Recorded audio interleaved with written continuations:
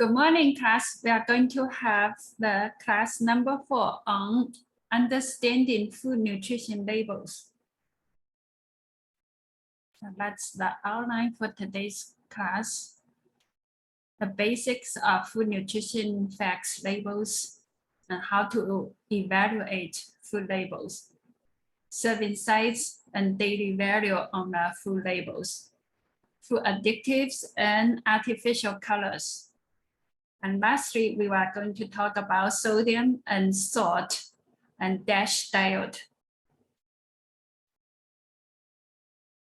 So reading and understanding food labels will help us to make healthy food choices at home, at a supermarket, at restaurants, and while packing for lunches. It's very important for us to establish healthy eating habits. So it's not just the front of the food packages. It's more important to read what's on the back. That's the new nutrition facts food label. It's updated in 2016. So that's just the new nutrition facts food labels. The main changes in new food nutrition labels. First, it's the serving size.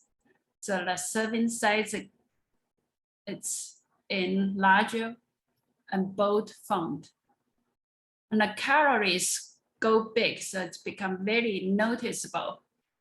It's when you look at the label, you are going to see the calories per serving size. And daily values of nutrients have been updated. And also the nutrition list is also updated. So the serving size, you will see the serving size per container on the very top of the nutrition facts label. So for this package, there are 4 servings per container. And the serving size, it's in bold font. So the serving size here is 1.5 cups. It's about 208 grams. So the serving size, it's based on the amount of food that is normally eaten at one time. It's not a recommended size of how much you eat each time. So it's just how much we usually eat at one time. And information listed, it's going to be based on the serving size, not a container. So you really have to pay attention to the serving size and the numbers of servings per container. So if you eat 2 serving sizes, then all the numbers need to be doubled. So that's sometimes the package also include the per container, like this particular nutrition facts label, it has per serving, like for the numbers per serving, also the numbers per container. But most of the time you only see per serving. So remember, it's based on 1 serving of the food for the numbers. So the calories, it's per serving. So for this package, the serving size is 2/3 cups, 55 grams. So the calories is per 2, like it's per serving. So the calories, so 230 calories. And this is based on 2,000 calories a day, the daily values. So you really need to understand if you eat too many calories per day, it could lead to overweight and obese. We talked about that in the last class. Excess calories intake, the calories, it's the energy, could lead to and increase in body fat. And how much calories for each individual could be different. So you need to get an estimate of your daily calorie needs by going this website. It's myplate.gov and myPlan. So you can find out how many calories you need to maintain current weight. If you want to lose weight, you need to eat less than what it's calculated here. And for individuals need to gain weight, then you need to eat more than what you calculate on this website. So that's the daily values. The daily values is like the recommended amounts of nutrients to consume or not to exceed each day. Now that's if you eat 1 serving of this food, then the calories, it's 280 calories per serving. And like, just take this example for the sodium, it's 850 milligrams. So each serving will contribute to 37% of the daily recommended intake amount. And some of the nutrients, they must be listed, like vitamin D, calcium, iron, and potassium. So they have to be listed, even it contains like a zero, like a zero amount. Like here, vitamin D is 0 microgram and 0% daily value, but still need to be listed.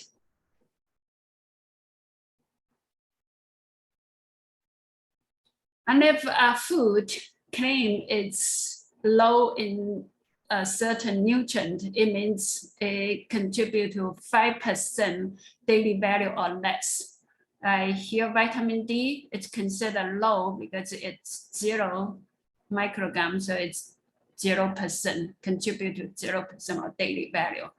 And if it's 20% daily value or more of a nutrient per serving, then it's considered high, like calcium, 320 milligrams per serving, and it's 25% of the daily value. So this food is considered high in calcium, low in vitamin D.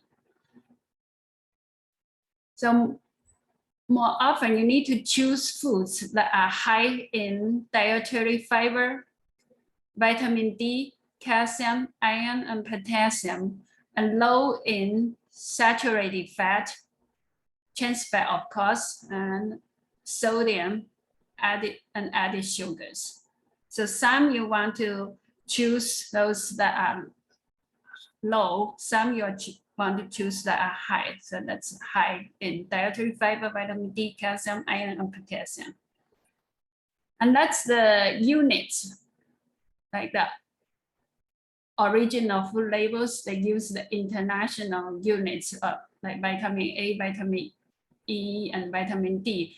And the new nutrition labels use the microgram. This is the lactic acid equivalent. So it takes consideration of different forms of nutrients.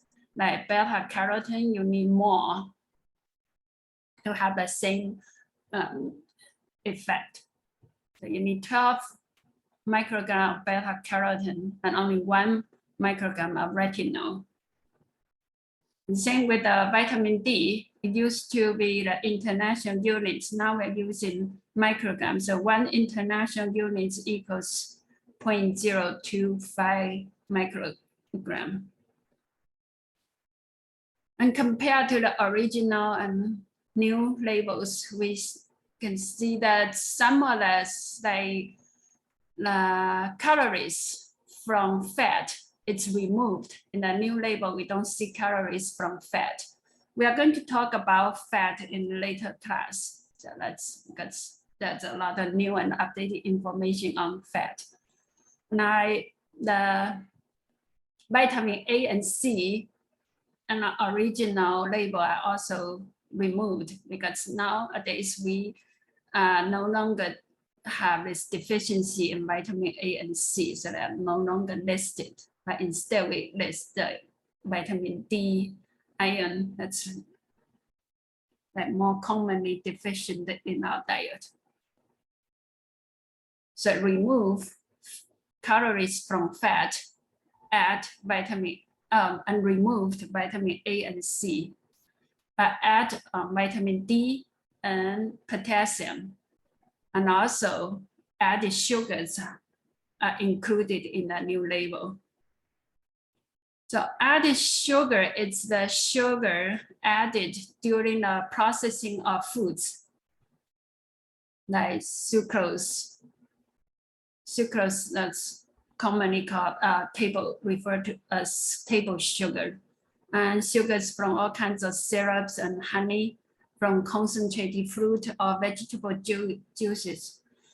Added sugar do not include naturally occurring sugars that are found in milk, like lactose in milk, fructose and glucose in fruits and vegetables.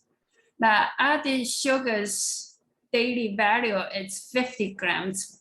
That means not to exceed 50 grams of added sugars a day. And it's based on 2,000 calories daily diet. Total sugar, like here it's the total sugar and the total carbohydrate. Total sugars that include the added sugars and natural occurring sugars. So there are no recommended amount for total sugars, only for added sugars, not to exceed 50 grams. And for added sugars in juice, that's just something we need to pay attention to. If it's 100% juice, like this 100% juice or contains 100% juice, then the sugar that's naturally occurring in the fruit is not counted as added sugars. So for this, that it's a 100% juice. Total sugar is 39 grams, but added sugar is 0. So it's 0% of the 50 grams daily value. And this product, it contains 100% juice. Also, its total sugar is 21 grams, but it's in the added sugar is considered 0. But if it's not 100% juice, like this one, it contains 5% juice, then the sugars in the fruit, it's considered added sugars. So this product, its total sugars 44 grams, total including added sugars, that's 43 grams. So in the 44 grams of total sugars, including the sugars from the juice, because it's not 100% juice. And for the milk and milk-derived products, it contains the sugar, the milk sugar, lactose, but the lactose is naturally occurred in milk, so it's not counted as added sugar. So for this yogurt, total sugar is 5 grams. That's all lactose. That's added sugars, it's 0 grams.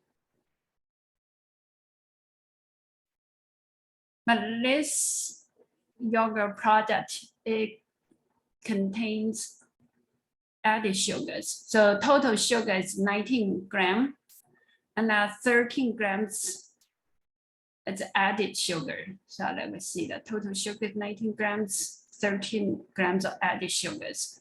So when you are looking for a yogurt, you need to read the labels to see if it contains added sugars, and it's under the total sugars. That's another one. Total sugar 6 grams, and it says less sugar, but you still see that 2 grams of added sugars.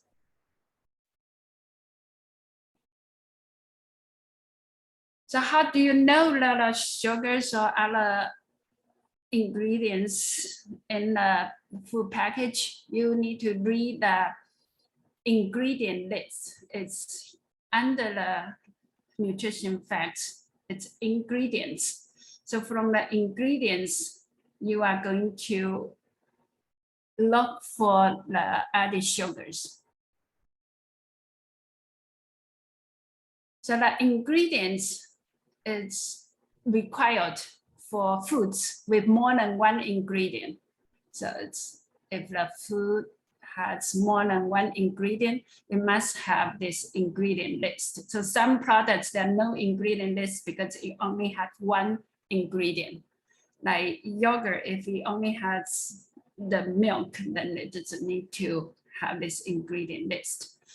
And ingredients are listed in descending order by weight.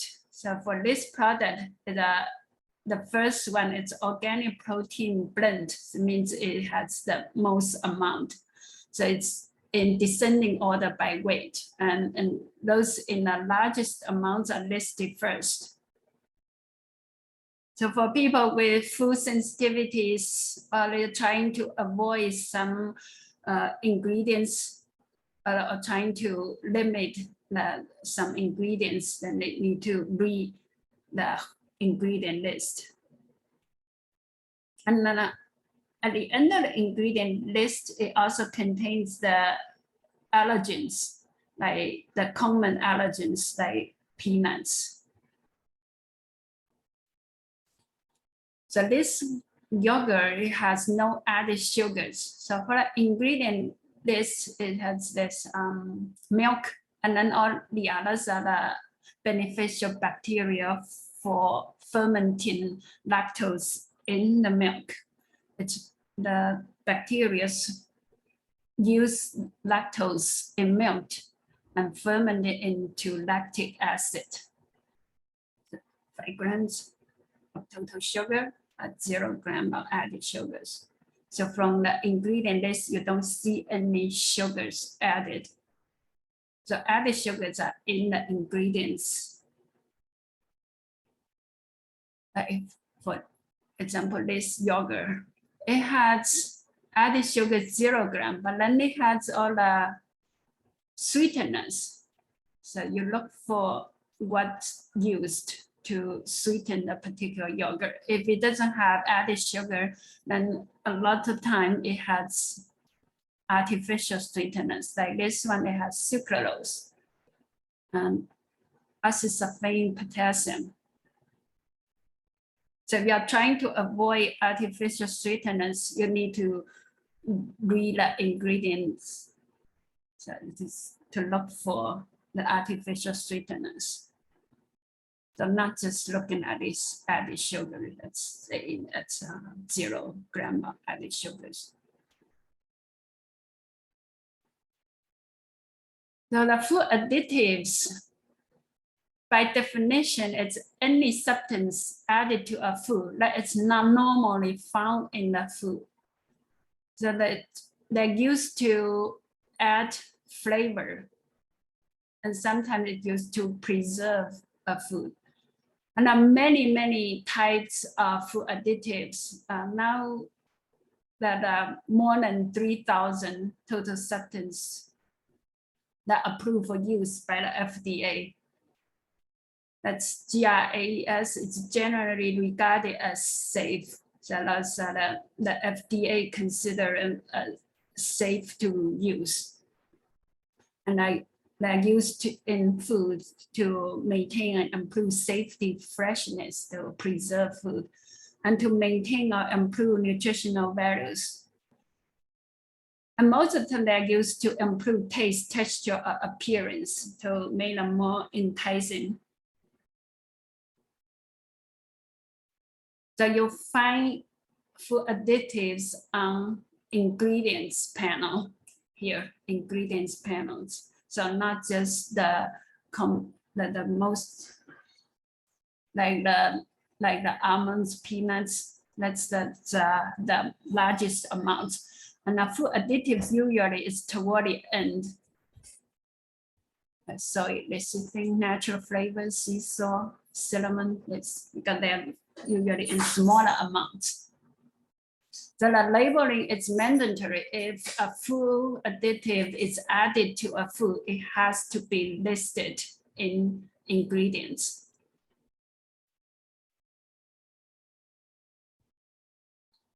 So now let's take a look at the additives. So preservatives is to prevent microbial spoilage, to maintain freshness, and to prevent changes in color, flavor, or texture, delay rancidity.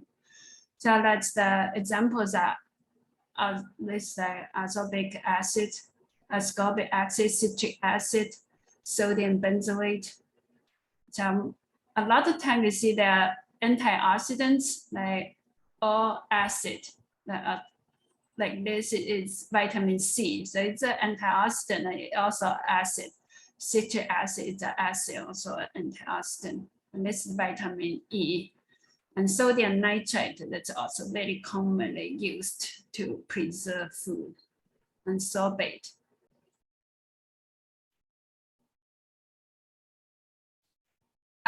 Sweeteners. So the sweeteners could be the natural sweeteners with calories, like table sugar, sucrose, glucose, fructose. These are caloric sweeteners. And there are also low or no calorie sweeteners like sorbitol, mannitol, and the acesulfame, potassium, aspartame. These are the artificial sweeteners.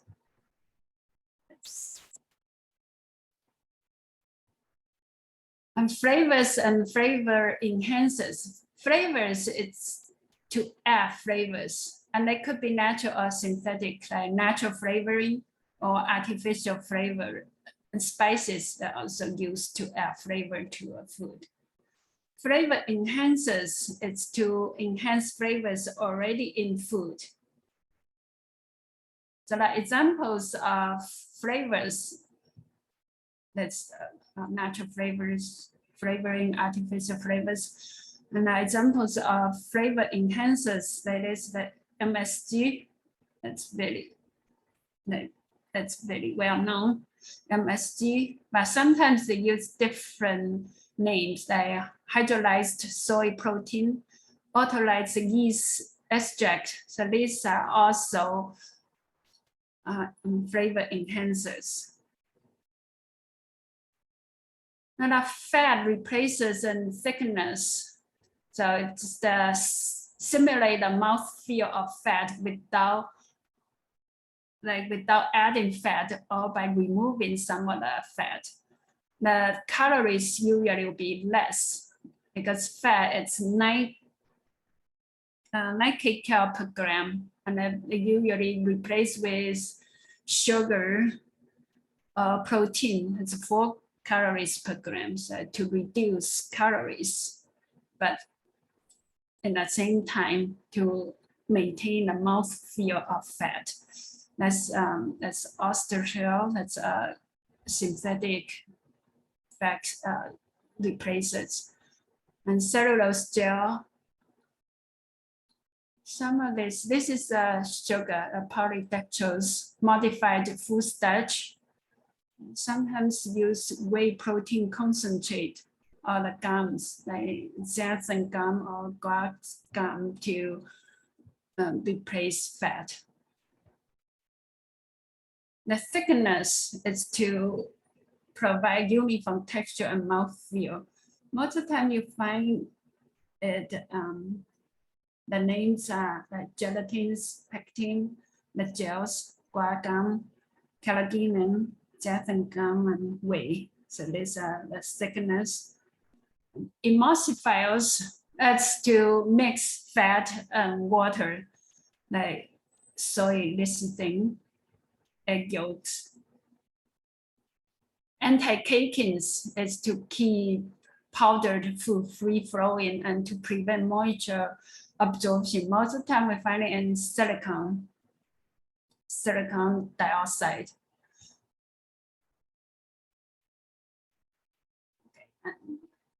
glycerin and sorbitol is to retain moisture to keep the water in the food. And but nutrients added to the food, it could be enrichment or fortification. So enrichment is to replace the vitamins and minerals lost in processing, such as process whole wheat into refined flours. So during the process, some of the nutrients, most of the B vitamins and iron are lost. So add these lost nutrients back to the enriched flours. It's called enrichment. And for some nutrients that are added to the food does not have the nutrients to begin with. So add nutrients that may be lacking in the diet. That's called fortification. Like milk, fortified with vitamin A and D. Because milk naturally does not contain vitamin A and D. The milk we buy from supermarket usually are fortified with vitamin A and D, means vitamin A and D are added to the milk. And food color additives, that's to prevent the color loss during processing. So that's also the food color additives make food more fun, more enticing to stimulate appetite. And these are the list of food additives in the ingredients. So there are two types of color additives. So one type is certified colors. These are synthetically produced. They must be certified and approved for use by FDA, usually cheap and flavorless, like FD&C. And the other type of color additives, they are colors that are naturally found in food, but not that particular food. It could be from other food, this annatole. They're usually more expensive and may add flavor. So the artificial food color additives, these are FD&C colors, like blue, number 1, number 2, green, number 3, yellow, number 5. So these are approved by FDA with acceptable daily intake. So that's, and usually the FDA certified these colors with 100-fold safety margin. So they're safe to take within the safety range. But then the intake of artificial food colors have been increased dramatically over the past half century, 5-fold increase from 1950 to 2010. So that's very significant, dramatic increase in the intake of artificial food colors. And this article, the scientific article, is published in a very well-known leading medical journal, Lancet. That artificial food colors may be linked to ADHD, the hyperattentive disorder commonly found in children nowadays. So after this paper is published, a lot of these manufacturers responded by removing artificial colors. So currently the conclusion is that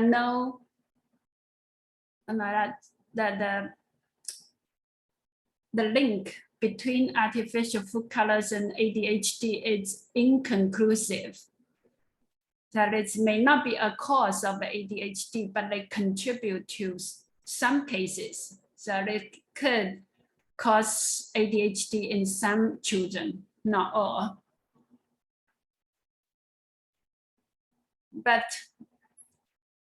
one thing is for sure, is the food additives, they do not provide any health benefits. So without harm or not, the food color additives do not provide health benefits. So it's recommended that children minimize exposure to artificial food colors. But the food colors mostly to stimulate appetite, and our children already taking way too many calories. No need to entice them to eat more. So it's recommended not to eat foods with food additives. So that's food companies are removing artificial colors in response to consumer demand. The consumers do not want artificial colors in their food. So sodium is necessary for good health and maintains the balance of fluid in our body, because water goes with sodium. And sodium maintains our blood volume. So it's important to keep our blood pressure, and helps with muscle contraction and relaxation, and also helps with nerve impulses. And digestive health, we talk about sodium, the chlorine and salt. It helps with the production of stomach acid. So the sodium with chloride makes table salt. So table salt is sodium chloride. So we need to be clear about these two concepts. Is salt is sodium chloride. Sodium is the element sodium. So sodium chloride makes salt. And when we talk about salt, we refer to table salt, the sodium chloride. But too much of good thing cannot be so good, because we tend to overconsume sodium. And too much sodium have some negative impact on our health, like high blood pressure and kidney diseases. And also can lead to water retention. That's too much sodium in our blood, then we have maintain too much fluid in our blood vessels that lead to bloating and weight gain. And also too much sodium in our diet, it's a risk for stomach cancer. So sodium in salt is tightly associated with high blood pressure, but not everyone has the same salt sensitivity. Because salt sensitivity, it's depending on many factors like genes. Some people are more salt sensitive than others. And race, the Black people are usually more likely to be salt sensitive. And age, as we get older, we are more sensitive to salt. Gender, hypertension. Yeah, this is a vicious cycle. So those who are hypertensive are more likely to be salt sensitive. And then salt sensitive people have more higher chances of becoming higher blood pressure. And low potassium, the potassium intake also contribute to salt sensitivity. So this is like the curve for the people with salt sensitivity. The salt intake and blood pressure is like very tightly linear correlated. So it's very important for individuals who are salt sensitive to limit salt intake.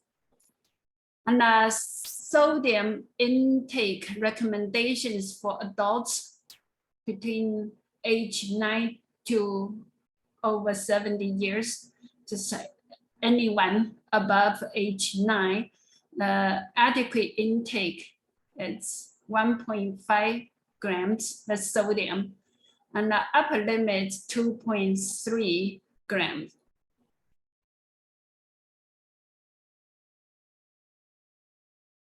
that a healthy individuals 2.3 grams sodium per day, and to maintain to reduce high blood pressure should limit to 1.5 grams per day. And average Americans consume 3.4 grams of sodium a day. So it's much more than the recommended amount. That's the global sodium intake. You can see in Asian countries, the sodium intake is the highest. East Asia, Southeast Asia. So basically the worldwide, that's excess intake of sodium. That's the American Heart Association recommendation. That's to reduce high blood pressure, and that's a World Health Organization recommendation, about 2.3. So the salt sources, where the salt come from, it's mostly come from processed and restaurant foods.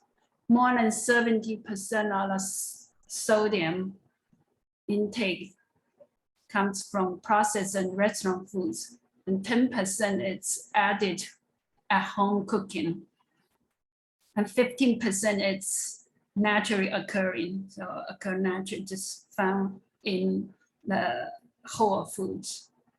So 9 out of 10 Americans consume too much sodium, and that's how you calculate salt and sodium.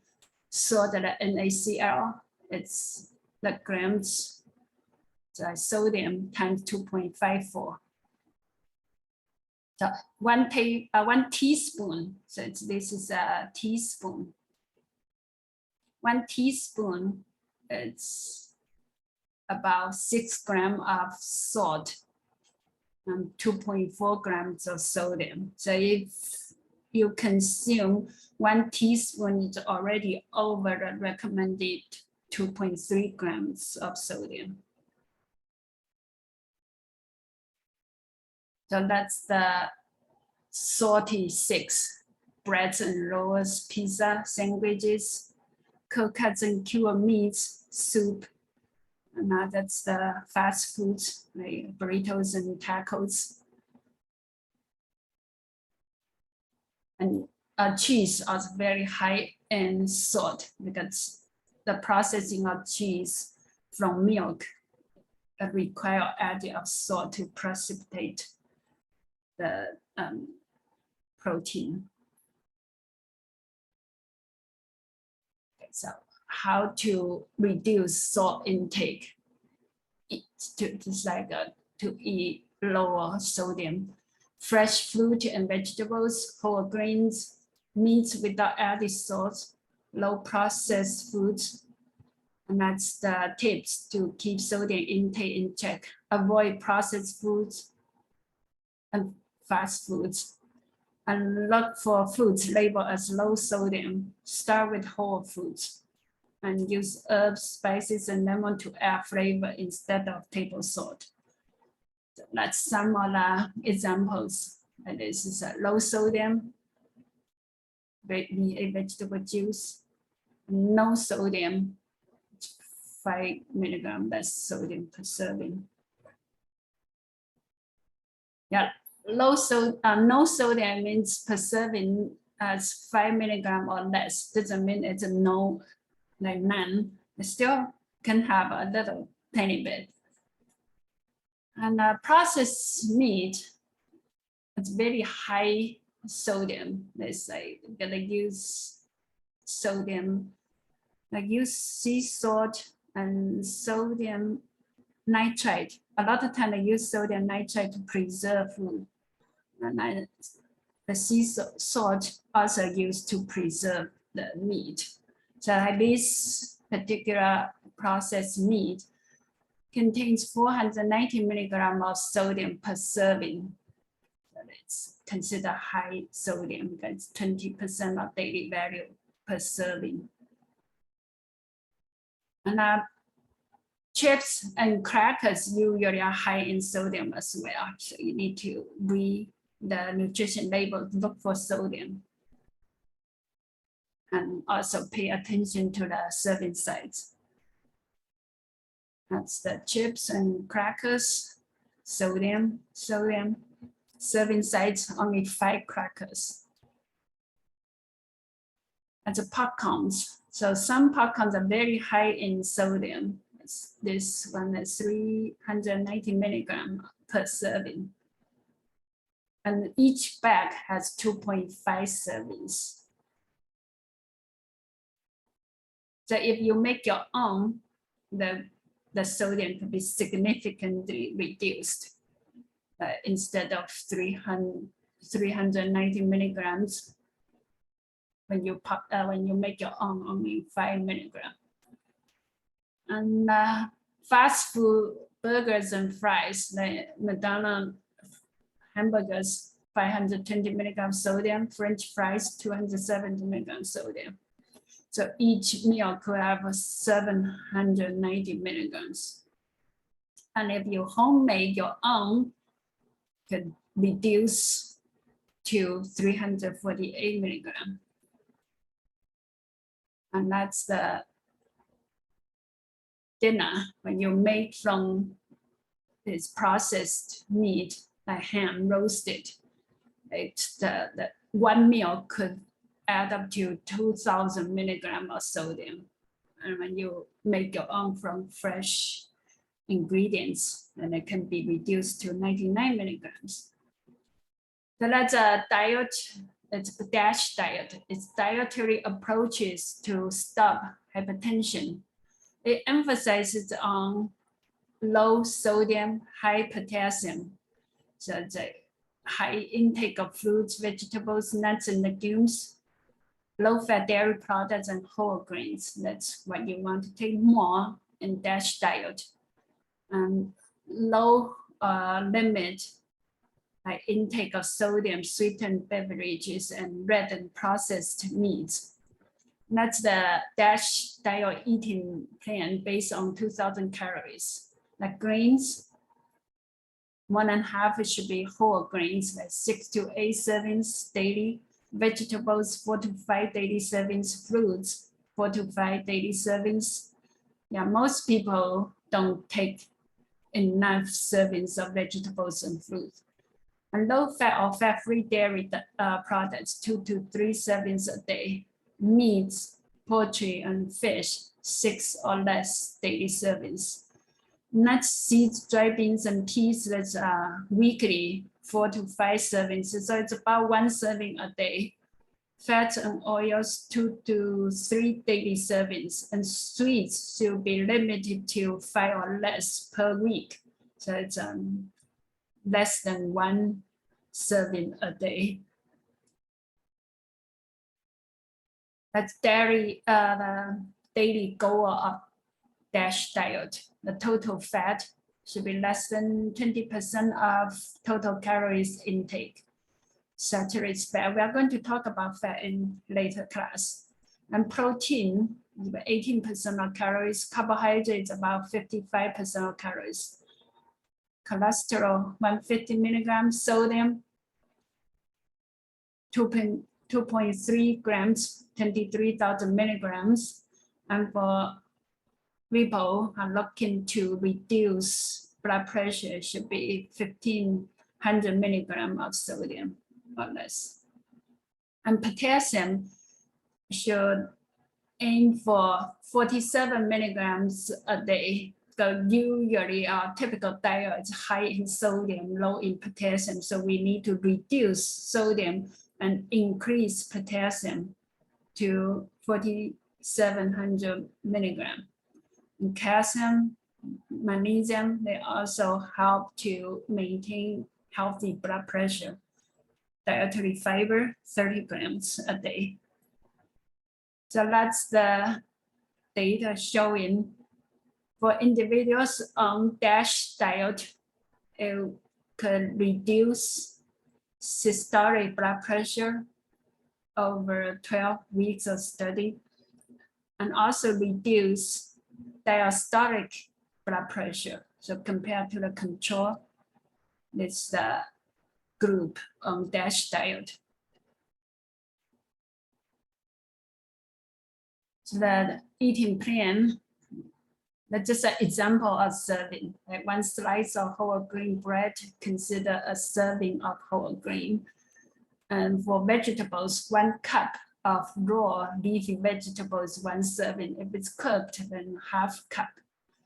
And fruit, it's 1 medium size, it's 1 serving. Dairy product, usually it's a cup. And fats and oils, usually it's use teaspoon. For the salad dressing, use tablespoons. For meat, it's 2 ounces of cooked meat. For the seeds, nuts, and legumes, it's 1/3 of cups. And for peanut butter, it's 2 tablespoons. And for seeds, we also use tablespoons. That's 2 tablespoons. ½ cup of cooked peas or beans. And sugars and candies, that's 1 tablespoon of sugar. A jelly and jam, they all consider sweet. And lemonade, usually with added sugar, so it should be limited to 1 cup. 1 cup is a serving. So we want to take less than 1 serving a day. And how to increase potassium intake? It's by consuming these potassium-rich foods like sweet potato, baked sweet potato. 1 medium sweet potato, it's about 694 milligrams of potassium.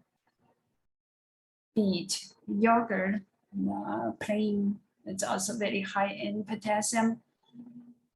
Tomato, yeah, and the vegetables in squash family, usually it's high in potassium. The banana, spinach, cantaloupe, kidney beans. So for people looking ways to increase potassium intake, need to make sure they have the list of potassium-rich foods in their daily diet. So that's the summary of today's reading class on reading the nutrition facts label. Serving size, very important. And then total calories of each serving. And also need to get familiar with the percent daily values. Just need to look closely to the percent daily value. Some we want to limit, like less than, just no more than 100% daily value. Some of the beneficial nutrients you want to aim for at least 100% or more. And the nutrition terms, sometimes that's some like it's more or less on the front of packages. So just always turn over and look for the nutrition labels on the back. And I choose this low in saturated fat, added sugars and sodium, high in minerals and vitamins and fiber. And then we'll go over all the ingredient list, the common ingredients that can be found on the ingredient list. For today's class, you can ask me any questions you may have. And if you don't have questions, just do the post-class quiz. Okay.